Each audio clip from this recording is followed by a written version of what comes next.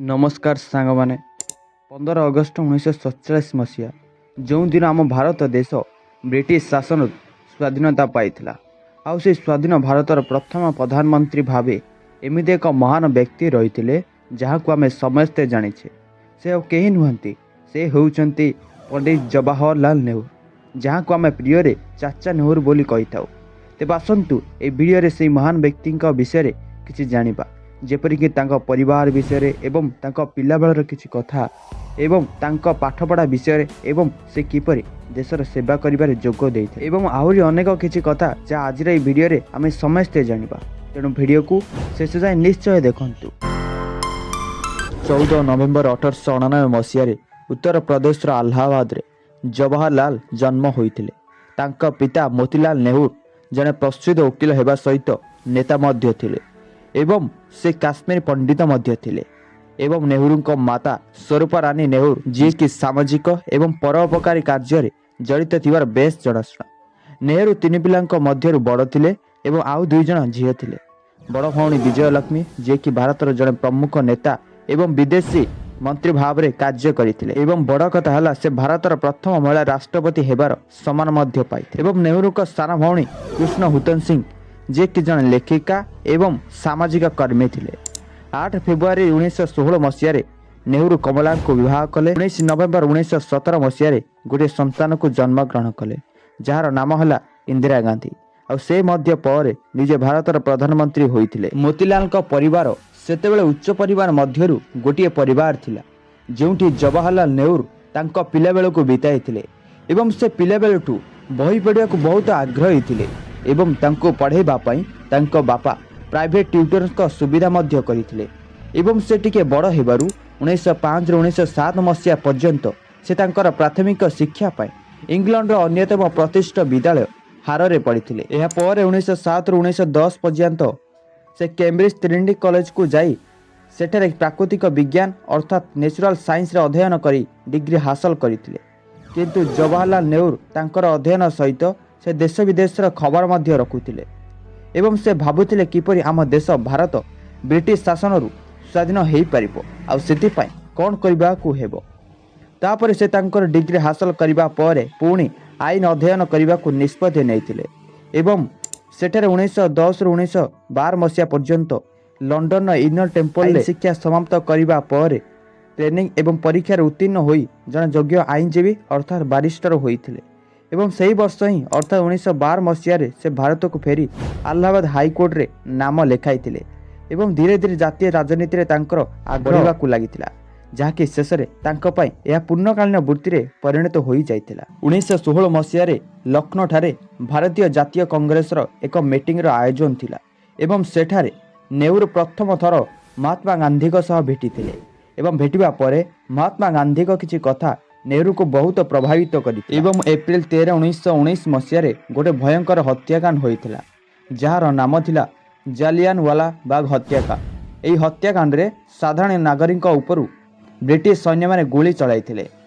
कारण से माने शांतिपूर्ण को विरोध करुथिले आ एही भयंकर हत्याकांड रे शह शह लोकंकर मृत्यु हेबा सहित हजार हजार लोक आहत होइथिले एवं नेहरू सही वर्ष ही अर्थात 1919 मसीह आनुष्ठानिक भाव में भारतीय जातीय कांग्रेस दल अर्थात इंडियन नेशनल कांग्रेस पार्टी रे जोग देइथिले एवं से कांग्रेस रे जोग देवा परे ब्रिटिश शासन रु स्वाधीनता पाई अनेक स्वाधीनता संग्राम रे एक गुरुत्वपूर्ण भूमिका ग्रहण करथिले एवं से कांग्रेस दलर जने प्रतिष्ठित नेता होइथिले एवं तांका पदवी को भारतीय अधिकार पाई उकिलाती करबा सह देश पाई स्वशासन दाबी करी नेहरू अणविरोधी आंदोलन एवं नागरिक अमान्य आंदोलन समेत विभिन्न विरोध आंदोलन रे अंशग्रहण करथिले जहाँ ब्रिटिश कर्तृपक्ष को चैलेंज करबा सह भारतीय स्वाधीनता पाई लक्ष्य रखिथिला एवं से अनेक थर भारतीय जातीय कांग्रेस सभापति भाव में कार्य करथिले एवं स्वाधीनता हासिल दिगरे दलर नीति तथा रणनीति गठन रे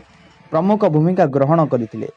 नेहरू तांकर राजनीतिक कैरियर रे उभय भारत तथा अंतर्जातीय स्तर रे जातीयतावादी कार्य को समर्थन करिबा पाई निरंतर परिश्रम करथिले एवं 1942 मसीह भारत छाड़ आंदोलन समेत विभिन्न गतिविधि माध्यम से भारतर स्वाधीनता संग्राम रे प्रमुख भूमिका ग्रहण करथिले एवं दीर्घ दिन स्वाधीनता संग्राम पर शेष 15 अगस्त 1947 मसीह ବ୍ରିଟିଶ ଶାସନରୁ ଭାରତ ସ୍ୱାଧୀନତା ହାସଲ କଲା। ସ୍ୱାଧୀନତା ପରେ ଭାରତ ଏକ ଗଣତାନ୍ତ୍ରିକ ଶାସନ ବ୍ୟବସ୍ଥାକୁ ଗଲା ଏବଂ ଭାରତର ନବଗଠିତ ବିଧାନସଭା ଦ୍ୱାରା ନେହେରୁ ପ୍ରଧାନମନ୍ତ୍ରୀ ଭାବରେ ନିର୍ବାଚିତ ହୋଇଥିଲେ ଏବଂ ସେଥିରେ ନେହେରୁ ବିଜୟ ଲାଭ କରିଥିଲେ। କାରଣ ସ୍ୱାଧୀନ ଆନ୍ଦୋଳନ ସମୟରେ ତାଙ୍କର ଲୋକପ୍ରିୟତା, ନେତୃତ୍ୱ ଏବଂ କଂଗ୍ରେସ ଦଳର ଜଣେ ପ୍ରମୁଖ ବ୍ୟକ୍ତି ଭାବରେ ତାଙ୍କର ଭୂମିକା ପାଇଁ ସ୍ୱାଧୀନ ଭାରତର ପ୍ରଥମ ପ୍ରଧାନମନ୍ତ୍ରୀ ଭାବରେ ଚୟନ କରିବାରେ ସହାୟକ ହୋଇଥିଲା। ଆଉ ସେ ସ୍ୱାଧୀନ ଭାରତର ପ୍ରଥମ ପ୍ରଧାନମନ୍ତ୍ରୀ ଭାବେ ଜବାହରଲାଲ ନେହେରୁ ହୋଇଥିଲେ ଏବଂ ନିଜର କାର୍ଯ୍ୟ ବହନ କରିଥିଲେ। ନେହେରୁଙ୍କ ଲକ୍ଷ୍ୟ ଥିଲା ଭାରତର ବିକାଶ ଏବଂ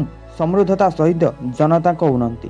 ଆଉ ସେଥିପାଇଁ ସେ ଅନେକ ଯୋଜନା ମଧ୍ୟ ଆରମ୍ଭ କରିଥିଲେ, ଯେମିତିକି ପଞ୍ଚାୟତି ରାଜ, ନେଇ ଦୁନିଆ କି ନେଇ ରାଜନୀତି ଏବଂ ଭାରତର ପ୍ରଥମ ପଞ୍ଚବର୍ଷୀୟ ଯୋଜନା। ଏବଂ ଏହା ସହିତ ନେହେରୁ ଦେଶର ଭବିଷ୍ୟତ ଗଠନ ତଥା ଗଣତାନ୍ତ୍ରିକ ତଥା ଧର୍ମ ନିରପେକ୍ଷ ରାଷ୍ଟ୍ର ଭାବରେ ଏହାର ବିକାଶରେ ମାର୍ଗଦର୍ଶନ କରିବାରେ ଭୂମିକା ଗ୍ରହଣ କରିଥିଲେ ଏବଂ ଅର୍ଥନୈତିକ ତଥା ସାମାଜିକ ସଂସ୍କାର, ଶିଳ୍ପାୟନ ଏବଂ ଶିକ୍ଷା ଏବଂ ବିଜ୍ଞାନର ପ୍ରୋତ୍ସାହନ ଉପରେ ସେ ରାଷ୍ଟ୍ର ନିର୍ମାଣ ଉଦ୍ୟମ ଉପରେ ଧ୍ୟାନ ଦେଇଥିଲେ। ଏଠାରେ ଗୋଟିଏ କଥା ଜାଣି ରଖନ୍ତୁ ଯେ ଜବାହରଲାଲ ନେହେରୁ ପିଲାମାନଙ୍କୁ ବହୁତ ଭଲ ପାଉଥିଲେ। ଆଉ ସେହି କାରଣରୁ ପିଲାମାନେ ନେହେରୁଙ୍କୁ ପ୍ରିୟରେ ଚାଚା ନେହେରୁ କହି ସମ୍ବୋଧନ କରୁଥିଲେ ଏବଂ ନେହେରୁ କହୁଥିଲେ ପିଲାମାନଙ୍କର ଅଧିକାର ଏବଂ ସେମାନଙ୍କ ଶିକ୍ଷା ଗୁରୁତ୍ୱ। ଆଉ ସେଥିପାଇଁ ଆଜି ପର୍ଯ୍ୟନ୍ତ ନେହେରୁଙ୍କ ଜନ୍ମ ଦିବସକୁ ଶିଶୁ ଦିବସ ରୂପେ ପାଳନ କରାଯାଉଅଛି। ଦେଖନ୍ତୁ, ଭାରତ ପାଇଁ ନେହେରୁ ଅନେକ କିଛି କରିଥିଲେ, ଯେପରିକି ଦାରିଦ୍ର୍ୟ ହ୍ରାସ କରିବା, ସାମାଜିକ ନ୍ୟାୟକୁ ପ୍ରୋତ୍ସାହିତ କରିବା ଏବଂ ଦୃଢ଼ ଶିଳ୍ପ ଭିତ୍ତିଭୂମି ନିର୍ମାଣ ଲକ୍ଷ୍ୟରେ ସେ ପ୍ରଗତିଶୀଳ ନୀତି ପ୍ରଣୟନ କରିଥିଲେ। ଏହା ସହିତ ଭାରତୀୟ ସମ୍ବିଧାନ ପ୍ରସ୍ତୁତ କରିବାରେ ନେହେରୁ ମଧ୍ୟ ପ୍ରମୁଖ ଭୂମିକା ଗ୍ରହଣ କରିଥିଲେ, ଯାହା ମୌଳିକ ଅଧିକାରକୁ ସୁଦୃଢ଼ କରିଥିଲା ଏବଂ ଶାସନ ପାଇଁ ଏକ ଗଣତାନ୍ତ୍ରିକ ଢାଞ୍ଚା ପ୍ରତିଷ୍ଠା କରିଥିଲା। ଏବଂ ଆନ୍ତର୍ଜାତୀୟ ସ୍ତରରେ ନେହେରୁ ନନ୍ ଆଲାଇନ୍ ଆନ୍ଦୋଳନର ଜଣେ ଅଗ୍ରଣୀ ବ୍ୟକ୍ତି ଥିଲେ ଏବଂ ଶୀତଳ ଯୁଦ୍ଧ ସମୟରେ ନିରପେକ୍ଷତା ଏବଂ ଅଣ ଆଲାଇନମେଣ୍ଟ ନୀତି ପାଇଁ ଓକିଲାତି କରିଥିଲେ। ଆଉ ରାଷ୍ଟ୍ରମାନଙ୍କ ମଧ୍ୟରେ ଶାନ୍ତି ଏବଂ ସହଯୋଗକୁ ପ୍ରୋତ୍ସାହିତ କରୁଥିବା ବେଳେ ସେ ଭାରତର ସ୍ୱାଧୀନତା ଏବଂ ସାର୍ବଭୌମତ୍ୱ ବଜାୟ ରଖିବାକୁ ଚେଷ୍ଟା କରୁଥିଲେ। ଏହିପରି ଭାବରେ ସେ ଦେଶର ସେବା କରିଥିଲେ ଏବଂ ଜନତାଙ୍କ ଖୁସିର କାରଣ ହୋଇଥିଲେ।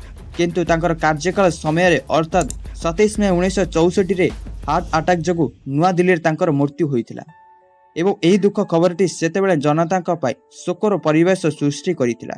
କାରଣ ଏହି ମହାନ ବ୍ୟକ୍ତି ଯିଏକି ଆମ ପାଇଁ ବହୁତ କିଛି କରିଥିଲା, ଆମ ଦେଶ ପାଇଁ ବହୁତ କିଛି କରିଥିଲା ଏବଂ ସ୍ୱାଧୀନ ପାଇଁ ବହୁତ ସଂଗ୍ରାମ ମଧ୍ୟ କରିଥିଲା, ଯାହାର ସହଯୋଗ ଆମ ଦେଶର ଭବିଷ୍ୟତ ପାଇଁ ବହୁତ ଜରୁରୀ ଥିଲା। କିନ୍ତୁ କେହି କେହି ତାଙ୍କର ଦୂରଦୃଷ୍ଟି, ରାଜ୍ୟସ୍ତରୀୟତା ଏବଂ ଭାରତର ଆଧୁନିକ ପରିଚୟ ସୃଷ୍ଟି କରିବାରେ ଭୂମିକାକୁ ପ୍ରଶଂସା କରୁଥିବା ବେଳେ ଅନ୍ୟମାନେ ତାଙ୍କ ନୀତି ଏବଂ ଶାସନର କିଛି ଦିଗକୁ ସମାଲୋଚନା କରୁଥିଲେ। କିନ୍ତୁ ସମ୍ପୂର୍ଣ୍ଣ ତଥ୍ୟକୁ ଭିତ୍ତି କରି ଆମେ କହିପାରିବା ଯେ ସେ ଭାରତୀୟ ଇତିହାସରେ ଏକ ଗୁରୁତ୍ୱପୂର୍ଣ୍ଣ ବ୍ୟକ୍ତିତ୍ୱ ଥିଲେ ଆଉ ସେଥିପାଇଁ ଆଜି ପର୍ଯ୍ୟନ୍ତ ତାଙ୍କୁ ସ୍ମରଣ କରାଯାଏ। ଏ ଥିଲା ଜବାହରଲାଲ ନେହେରୁଙ୍କ ସମ୍ପୂର୍ଣ୍ଣ ଜୀବନୀ।